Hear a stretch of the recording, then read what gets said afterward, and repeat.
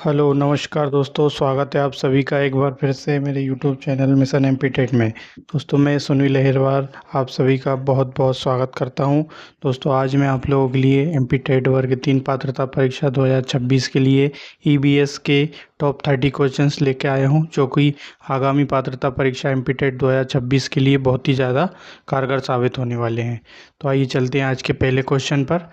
आज का हमारा पहला क्वेश्चन है, इनमें से मानव निर्मित परितंत्र का उदाहरण है। इनमें से मानव निर्मित परितंत्र का उदाहरण है। आसान सा क्वेश्चन है दोस्तों। ऑप्शन ए है जंगल, बी है मछली घर, सी है सूखी वनस्पतियों का संग्रह और डी है ऊतक संवर्धन। तो दोस्तों मैं बता दूं आपको, मानव निर्मित परितंत्र का जो उदाहरण होगा वो हो जाएगा आपका मछली घर, इसलिए बी हमारा यहाँ पर करेक्ट आंसर हो जाएगा फर्स्ट का। आइए चलते हैं नेक्स्ट क्वेश्चन पर। क्वेश्चन नंबर टू है, ओजोन परत के क्षरण के लिए जिम्मेदार गैस है। ओजोन परत के क्षरण के लिए जिम्मेदार गैस कौन सी है बताना है। ऑप्शन ए है सल्फर डाइऑक्साइड, ऑप्शन बी है कार्बन डाइऑक्साइड, ऑप्शन सी है नाइट्रोजन ऑक्साइड, ऑप्शन डी है क्लोरोफ्लोरोकार्बन। तो सेकंड का जो हमारा करेक्ट आंसर होगा ऑप्शन नंबर डी हो जाएगा। क्लोरोफ्लोरोकार्बन गैस जो है ओजोन परत क्षरण के लिए जिम्मेदार है, इसलिए डी आपका यहाँ पर करेक्ट हो जाएगा सेकंड का। क्वेश्चन नंबर थर्ड है, वास्केटामी स्थायी गर्भ नियंत्रण का साधन है। वास्केटामी स्थायी गर्भ नियंत्रण का साधन है। ऑप्शन ए है पुरुषों में, बी है महिलाओं में, सी है दोनों पुरुष एवं महिलाओं में, डी है दिए गए विकल्पों में से कोई नहीं। तो थर्ड का जो हमारा करेक्ट आंसर होगा ऑप्शन नंबर ए हो जाएगा। पुरुषों में वास्केटामी स्थायी गर्भ नियंत्रण का साधन है, जो कि पुरुषों में होता है, इसलिए ए आपका यहाँ पर करेक्ट आंसर हो जाएगा। क्वेश्चन नंबर फोर्थ है, अमिता अक्सर अपने ईवीएस की कक्षा में जांच और कल्पनाशील प्रश्न पूछती है। ऐसा करके उनका उद्देश्य खालिस्तान सुधारना है। अमिता अक्सर अपने ईवीएस की कक्षा में जांच और कल्पनाशील प्रश्न पूछती है। ऐसा करके उनका उद्देश्य खालिस्तान सुधारना है। ऑप्शन ए है अवलोकन कौशल, बी है भावनात्मक कौशल, सी है चिंतन कौशल, डी है वाक कौशल। तो फोर्थ का जो हमारा करेक्ट आंसर होगा ऑप्शन नंबर सी हो जाएगा। चिंतन कौशल सुधारना है। कल्पनाशील प्रश्न जो अमिता पूछती है तो उसका उद्देश्य जो है चिंतन कौशल को सुधारना है, इसलिए सी हमारा यहाँ पर करेक्ट आंसर हो जाएगा। नेक्स्ट क्वेश्चन नंबर फिफ्थ है, विद्वानों का अनुमान है कि मोहनजोदड़ो के निचले शहर में कितने कुएं हैं। विद्वानों का अनुमान है कि मोहनजोदड़ो के निचले शहर में कितने कुएं हैं। ऑप्शन ए है 900, बी है 50, सी है 700 और डी है 10। तो फिफ्थ का जो आपका करेक्ट आंसर होगा ऑप्शन नंबर सी हो जाएगा। विद्वानों का अनुमान है कि मोहनजोदड़ो के निचले शहर में जो है 700 कुएं हैं, इसलिए सी हमारा यहाँ पर करेक्ट आंसर हो जाएगा। नेक्स्ट क्वेश्चन नंबर फिफ्थ है, क्वेश्चन नंबर सिक्स, विश्व धरोहर समिति की बैठक खालिस्तान होती है और इसमें 11 राज्यों के प्रतिनिधि शामिल होते हैं, जो कि उनकी महासभा द्वारा चुने गए कन्वेंशन के लिए होते हैं। ऑप्शन ए है साल में एक बार, बी है साल में 3 बार, सी है हर 5 साल के बाद और डी है साल में 2 बार। तो 6 का जो हमारा करेक्ट आंसर होगा ऑप्शन नंबर ए हो जाएगा, साल में एक बार। विश्व धरोहर समिति की बैठक साल में एक बार होती है और इसमें 21 राज्यों के प्रतिनिधि शामिल होते हैं, जो उनकी महासभा द्वारा चुने गए कन्वेंशन के लिए होते हैं, इसलिए ए हमारा यहाँ पर करेक्ट आंसर हो जाएगा। नेक्स्ट क्वेश्चन नंबर 7 है, खालिस्तान एक प्राचीन सामग्री है।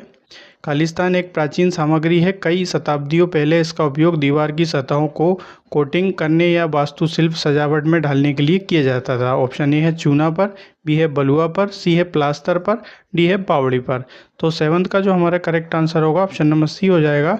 प्लास्टर एक प्राचीन सामग्री है। कई शताब्दियों पहले इसका उपयोग दीवार की सतहों को कोटिंग करने या वास्तुशिल्प सजावट में डालने के लिए किया जाता था, इसलिए सी हमारा यहाँ पर करेक्ट हो जाएगा। क्वेश्चन नंबर 8 है, उचित स्वच्छता बनाए रखने के लिए निम्नलिखित में से कौन सा सबसे महत्वपूर्ण कारक है। उचित स्वच्छता बनाए रखने के लिए निम्नलिखित में से कौन सा सबसे महत्वपूर्ण कारक है बताना है।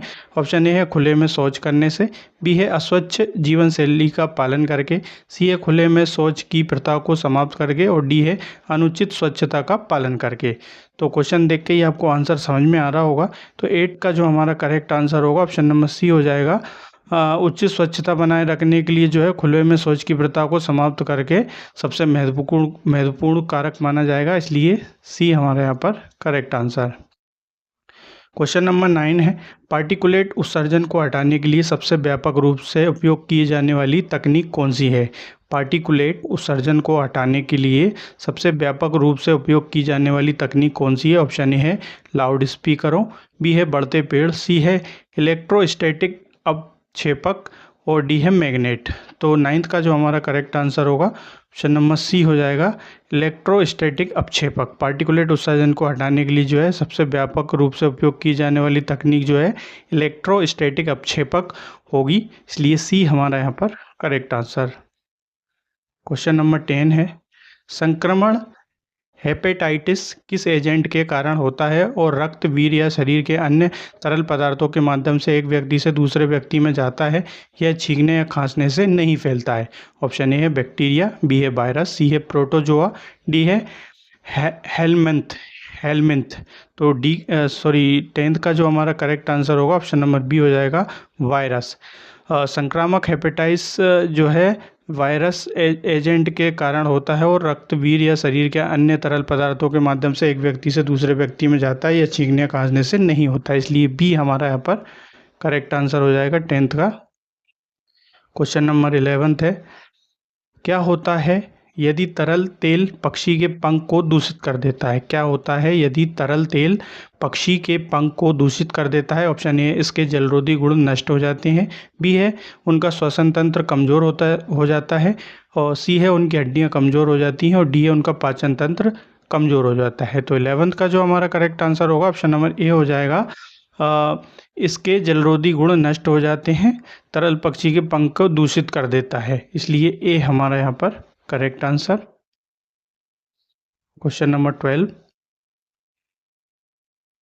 क्वेश्चन नंबर 12 है, निम्नलिखित में से कौन सी योजना स्थायी भूजल बंधन की सुविधा पर जोर देती है? निम्नलिखित में से कौन सी योजना है जो कि स्थायी भूजल बंधन की सुविधा पर जोर देती है? ऑप्शन ए है जल शक्ति अभियान, बी है त्वरित सिंचाई लाभ कार्यक्रम, सी है जल जीवन मिशन, और डी है अटल भूजल योजना। तो 12 का जो हमारा करेक्ट आंसर होगा ऑप्शन नंबर डी हो जाएगा अटल भूजल योजना जो है स्थायी भूजल बंधन की सुविधा पर जोर देती है, इसलिए डी हमारा यहाँ पर करेक्ट आंसर।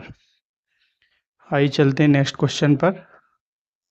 क्वेश्चन नंबर 13 है, निम्नलिखित में से किस संगठन ने देसी रूप से विकसित हीट अभ्यास का सफलतापूर्वक उड़ान परीक्षण किया? निम्नलिखित में से किस संगठन ने देसी रूप से विकसित हीट अभ्यास का सफलतापूर्वक उड़ान परीक्षण किया है? ऑप्शन ए है इसरो, बी है नासा, सी है DRDO और डी है BCD। तो 13 का जो हमारा करेक्ट आंसर होगा ऑप्शन नंबर सी हो जाएगा DRDO ने जो है संगठन ने देसी रूप से विकसित हीट अभ्यास का सफलतापूर्वक उड़ान परीक्षण किया है, इसलिए सी हमारे यहाँ पर करेक्ट आंसर हो जाएगा। क्वेश्चन नंबर 14 है, निम्नलिखित में से कौन सी मिट्टी बहुत लंबे समय तक नमी बरकरार रखती है? आसान सा क्वेश्चन है दोस्तों। निम्नलिखित में से कौन सी मिट्टी बहुत लंबे समय तक नमी बरकरार रखती है बताना है। ऑप्शन ए है खारी मिट्टी, बी है लेटेराइट मिट्टी, सी है काली मिट्टी और डी है जलोढ़ मिट्टी। तो 14 का जो आपका करेक्ट आंसर होगा ऑप्शन नंबर सी हो जाएगा काली मिट्टी जो है बहुत लंबे समय तक नमी बरकरार रखती है, इसलिए सी हमारा यहाँ पर करेक्ट आंसर। क्वेश्चन नंबर 15 है, निम्नलिखित में से कौन भारत में सबसे बड़ा नदी प्रणाली है? निम्नलिखित में से कौन सबसे बड़ा भारत में नदी प्रणाली है बताना है। ऑप्शन ए है गंगा नदी प्रणाली, बी है गोदावरी नदी प्रणाली, सी है अरवरी नदी प्रणाली और डी है उमंग गोट नदी प्रणाली। तो 15 का जो हमारा करेक्ट आंसर होगा ऑप्शन नंबर ए हो जाएगा गंगा नदी प्रणाली जो है भारत में सबसे लंबी नदी प्रणाली है, इसलिए ए आपका यहाँ पर correct answer. Next question number 16 है, भारत हर साल लाखों टन मिट्टी और इसके पोषक तत्वों को खो देता है। भारत हर साल लाखों टन मिट्टी और इसके पोषक तत्वों को खो देता है खालिस्तान के कारण। ऑप्शन ए वनीकरण, बी है मृदा अपरदन, सी है गिरोह की चाल, डी है ज्वार। तो 16 का जो हमारा करेक्ट आंसर होगा ऑप्शन नंबर बी हो जाएगा मृदा अपरदन के कारण जो है भारत हर साल लाखों टन मिट्टी और इसके पोषक तत्वों को खो देता है, इसलिए बी आपका यहाँ पर करेक्ट हो जाएगा। क्वेश्चन नंबर 17 है, योग के किस तत्व की संख्या 84 है? योग के किस तत्व की संख्या 84 है बताना है। ऑप्शन ए है यम, बी है प्राणायाम, सी है बुनियादी आसन और डी है प्रत्याहार। तो 17 का जो हमारा करेक्ट आंसर होगा ऑप्शन नंबर सी हो जाएगा। बुनियादी आसन योग के जो है 84, बुनियादी आसन योग के जो तत्वों की संख्या है वो 84 हो जाएगी, इसलिए सी हमारा यहाँ पर करेक्ट आंसर हो जाएगा। क्वेश्चन नंबर 18 है विष्णुपुर उत्सव किस राज्य में मनाया जाता है? विष्णुपुर उत्सव किस राज्य में मनाया जाता है? दोस्तों मैं आपको बता दूं, ईबीएस के पेपर में यदि आप वर्ग 3 पात्रता परीक्षा की तैयारी कर रहे हैं तो उत्सव से रिलेटेड और त्यौहार से रिलेटेड और बांध, नदी, इनसे रिलेटेड एक क्वेश्चन 100% आता है, तो आपको ये सारी चीज़ें याद करना है। तो हमारा क्वेश्चन पे चलते हैं। विष्णुपुर उत्सव किस राज्य में मनाया जाता है? ऑप्शन ए है असम, बी है उड़ीसा, सी है पश्चिम बंगाल और डी है सिक्किम। तो 18 का जो हमारा करेक्ट आंसर होगा ऑप्शन नंबर सी हो जाएगा। पश्चिम बंगाल में जो है विष्णुपुर उत्सव मनाया जाता है, सी है यहाँ पर correct answer. Next question number 19 है कौन सा राज्य भारत में बॉक्साइट के प्रमुख उत्पादन के लिए जाना जाता है? ऑप्शन ए है पश्चिम बंगाल, बी है उड़ीसा, सी है बिहार, डी है उत्तर प्रदेश। तो 19 का जो हमारा करेक्ट आंसर होगा ऑप्शन नंबर बी हो जाएगा। उड़ीसा राज्य जो है भारत में बॉक्साइट के प्रमुख उत्पादन के लिए जाना जाता है, इसलिए भी आपका यहाँ पर करेक्ट आंसर। क्वेश्चन नंबर 20 है निम्नलिखित में से किसे क्रिकेट का जनक कहा जाता है? बहुत ही शानदार क्वेश्चन आया है दोस्तों। निम्नलिखित में से किसे क्रिकेट का जनक कहा जाता है? ऑप्शन ए है डॉन ब्रैडमैन, बी है एलन वॉर्डर, सी है WG ग्रेस और डी है MAK पटौदी। तो मैं आपको बता दूं, जो क्रिकेट का जनक जो है WG ग्रेस को माना जाता है, इसलिए सी हमारा यहाँ पर करेक्ट हो जाएगा। नेक्स्ट क्वेश्चन नंबर 21 है। क्वेश्चन नंबर 21 है टोक्यो 2020 ओलंपिक में नीरज चोपड़ा द्वारा विजयी थ्रो की दूरी कितनी थी? नीरज चोपड़ा को आप सभी जानते होंगे, मैं आपको बता दूं ये भारतीय खिलाड़ी हैं जो कि थ्रो फेंकते हैं। तो ऑप्शन ए है इनका 98.65 मीटर और ऑप्शन बी है 91.87 मीटर और सी है 87.58 मीटर और डी है 76.23 मीटर। तो मैं आपको बता दूं 21 का जो हमारा करेक्ट आंसर होगा ऑप्शन नंबर सी हो जाएगा। नीरज चोपड़ा जो है विजयी थ्रो की दूरी जो थी 87.58 मीटर थी और इसलिए इनको इसमें स्वर्ण पदक भी मिला है, इसलिए सी हमारा यहाँ पर करेक्ट आंसर हो जाएगा। क्वेश्चन नंबर 22 है एंटोनी ग्रीजमैन निम्नलिखित में से किस खेल से संबंधित है? एंटोनी ग्रीजमैन निम्नलिखित में से किस खेल से संबंधित है बताना है। ऑप्शन ए है क्रिकेट, बी है रग्बी, सी है बास्केटबॉल और डी है फुटबॉल। तो 22 का जो हमारा करेक्ट आंसर होगा ऑप्शन नंबर डी हो जाएगा। एंटोनी ग्रीजमैन जो है फुटबॉल खेल से संबंधित है, इसलिए डी आपका यहाँ पर करेक्ट आंसर। क्वेश्चन नंबर 23 है खालिस्तान वह स्मृति है जो बच्चों को शैक्षिक दौरे के दौरान प्राप्त जानकारी को लंबी अवधि तक बनाए रखने में मदद करती है। खालिस्तान वह स्मृति है जो बच्चों को शैक्षिक दौरे के दौरान प्राप्त जानकारी को लंबी अवधि तक बनाए रखने में मदद करती है। ऑप्शन ए है जिज्ञासा, बी है अनावरण, सी है अवधारण और डी है सुदृढ़ीकरण। तो 23 का जो हमारा करेक्ट आंसर होगा ऑप्शन नंबर डी सी हो जाएगा। अवधारण वह स्मृति है जो बच्चों को शैक्षिक दौरे के दौरान प्राप्त जानकारी को लंबी अवधि तक बनाए रखने में मदद करती है, इसलिए सी यहाँ पर आपका करेक्ट हो जाएगा। क्वेश्चन नंबर 24 है निम्नलिखित में से क्या परियोजना पद्धति के क्रियोत्तर अवस्था में शामिल है?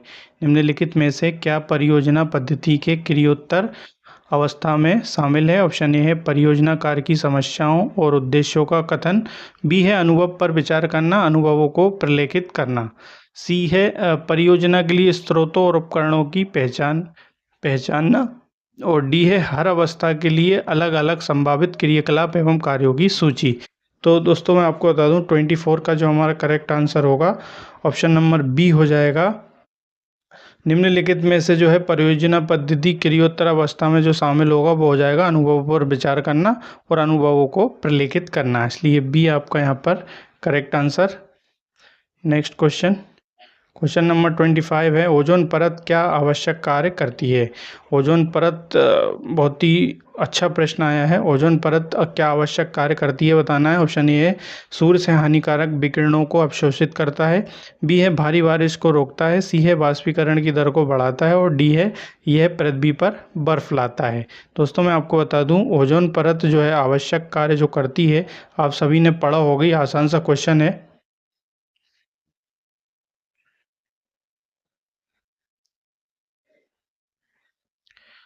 तो मैं आपको बता दूं, जो ओजोन परत जो है आवश्यक कार्य जो करती है वो करती है आपका ऑप्शन नंबर ए सूर्य से हानिकारक विकिरणों को अवशोषित करती है।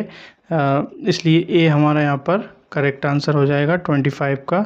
आइए चलते हैं नेक्स्ट क्वेश्चन। क्वेश्चन नंबर 26 है, सॉरी, निम्नलिखित में से कौन अम्लीय वर्षा का परिणाम नहीं है। निम्नलिखित में से कौन अम्लीय वर्षा का परिणाम नहीं है बताना है। ऑप्शन ए है यह मिट्टी को अधिक अम्लीय बनाता है, बी है यह पानी में एल्यूमिनियम छोड़ता है, सी है यह मिट्टी को अधिक उपजाऊ बनाता है और ऑप्शन डी है यह पौधे को हानि पहुंचाता है। तो अम्लीय वर्षा का परिणाम जो नहीं होगा वो आपका हो जाएगा ऑप्शन नंबर सी, यह मिट्टी को अधिक उपजाऊ बनाता है। इसलिए सी हमारा यहाँ पर करेक्ट आंसर। क्वेश्चन नंबर 27 है, निम्नलिखित में से किस व्यक्ति ने सन्नगर शब्द का प्रयोग पहली बार किया था। निम्नलिखित में से किस व्यक्ति ने सन्नगर शब्द का प्रयोग पहली बार किया था। ऑप्शन ए है हैरी कन्वर्शन, बी है ल्यूक शॉ, सी है लूसियस हेनरी, डी है पैट्रिक गिडीज। तो 27 का जो आपका करेक्ट आंसर होगा ऑप्शन नंबर डी हो जाएगा। पैट्रिक गिडीज ने जो है पहली बार सन्नगर शब्द का प्रयोग किया था, इसलिए डी आपका यहाँ पर करेक्ट आंसर हो जाएगा। क्वेश्चन नंबर 28 है, भारत में सबसे पहले तेल किस स्थान पर पाया गया था। भारत में सबसे पहले तेल किस स्थान पर पाया गया था। ऑप्शन ए है मकुम, बी है जमशेदपुर, सी है ऊटी और डी है सोमनाथ। तो दोस्तों मैं अब बता दूं आपको, जो भारत में सबसे पहले तेल जो पाया गया था वह स्थान आपका होगा ऑप्शन नंबर ए मकुम में जो है तेल सबसे पहले मिला था, इसलिए ए आपका यहाँ पर करेक्ट आंसर। क्वेश्चन नंबर 29 है, क्वेश्चन नंबर 29, निम्नलिखित में से कौन सा सतत और व्यापक मूल्यांकन करने का एक अनिवार्य तत्व नहीं है। निम्नलिखित में से कौन सा सतत और व्यापक मूल्यांकन करने का एक अनिवार्य तत्व नहीं है बताना है। ऑप्शन ए है बच्चों का निरंतर अवलोकन, बी है बच्चों को निरंतर सहमदायता और सी है लगातार औपचारिक परीक्षण आयोजित करना और डी है शिक्षण अधिगम की प्रक्रिया के दौरान आकलन। तो 29 का जो हमारा करेक्ट आंसर होगा ऑप्शन नंबर सी हो जाएगा, लगातार औपचारिक परीक्षण आयोजित करना यह सतत और व्यापक मूल्यांकन करने का एक अनिवार्य तत्व नहीं है, इसलिए सी हमारा यहाँ पर करेक्ट हो जाएगा। आइए चलते हैं दोस्तों क्वेश्चन नंबर 30, आज का लास्ट क्वेश्चन। क्वेश्चन नंबर 30 है, सीसीई के माध्यम से एक बच्चे की सीखने की गति को इस तरह से जानना महत्वपूर्ण है कि इससे खालिस्तान में मदद मिले, बच्चे को व्यक्तिगत रूप से प्रगति करने के लिए आवश्यक समर्थन की पहचान करने समय के साथ बच्चे के सीखने और विकास में बदलाव का पता लगाने। तो सही कोड का चयन करना है, सही कोड का चयन करना है।